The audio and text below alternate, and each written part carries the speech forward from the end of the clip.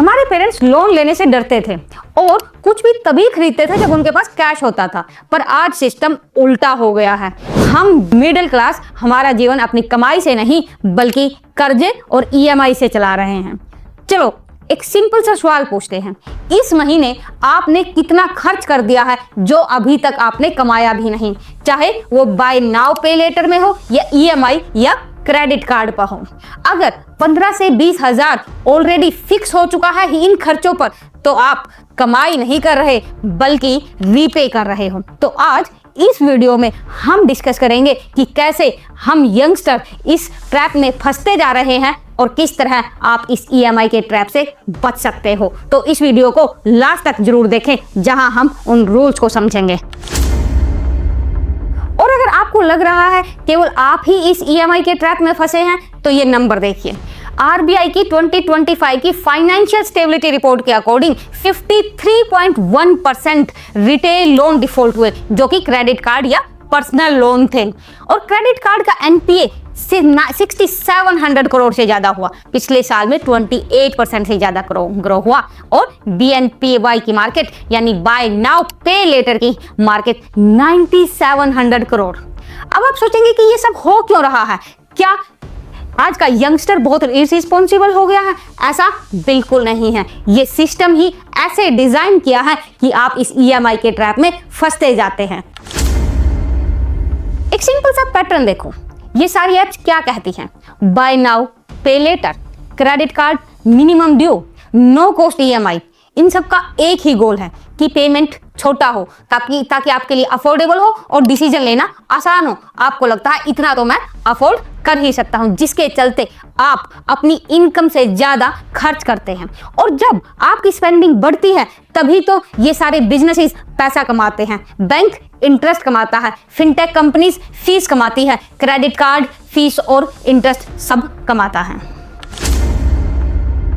और सबसे इंपॉर्टेंट चीज जो चेंज हुई है हमारे पेरेंट्स से लेकर अब तक, वो कैश में खर्च करते थे जिसे देने में दर्द होता था। आजकल कार्ड टैप करो, आपको पता भी नहीं लगता कितना पैसा खर्च हुआ है और नो पेन। और बाय नाउ पे लेटर में तो कुछ भी समझ में नहीं आता। तो ये साइकोलॉजी का गेम भी है। तो आपका पैसा 3 जगह लीक हो रहा है। सबसे पहले बाय नाउ पे लेटर में छोटी छोटी स्पेंडिंग 200, 400, 500 जो महीने में 5 से 8 हजार रुपए बन जाता है। नंबर 2, जब आप क्रेडिट कार्ड पर मिनिमम ड्यू पे करते हैं तो बहुत ज्यादा इंटरेस्ट पे करते हैं। और नंबर 3, बहुत सारी ईएमआई, और कई बार तो आप ऐसे प्रोडक्ट खरीद लेते हैं जिनकी आपको जरूरत भी नहीं होती क्योंकि प्रोडक्ट नो कॉस्ट ईएमआई पर अवेलेबल है।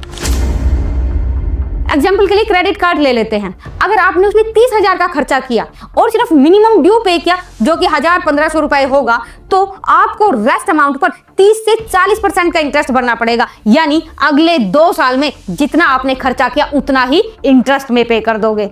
30,000 2 साल में सिर्फ इंटरेस्ट में।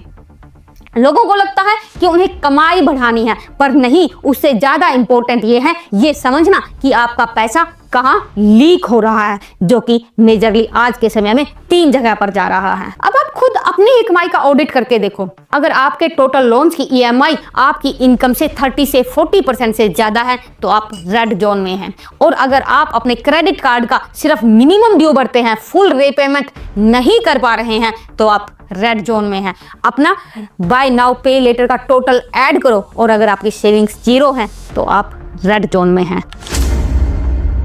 अगर आपका एक भी रेड जोन में है तो अगले 30 दिन तक ये काम करो, सारी की सारी बीएनपीवाई वाली ऐप को अनइंस्टॉल कर दो। सिर्फ एक क्रेडिट कार्ड रखो, उससे ज्यादा है तो उन सभी को कैंसिल कर दो। कोई भी नई ईएमआई मत स्टार्ट करो और अपनी ईएमआई छोटे लोन को क्लोज करना स्टार्ट कर दो। तो नेक्स्ट टाइम 3 रूल्स याद रखो। क्रेडिट कार्ड का हमेशा फुल पेमेंट करो। कोई भी प्रोडक्ट खरीदने से पहले 48 आवर्स तक सोचो कि आपको जरूरत है या नहीं है। एक ही लोन एक टाइम पर रखो।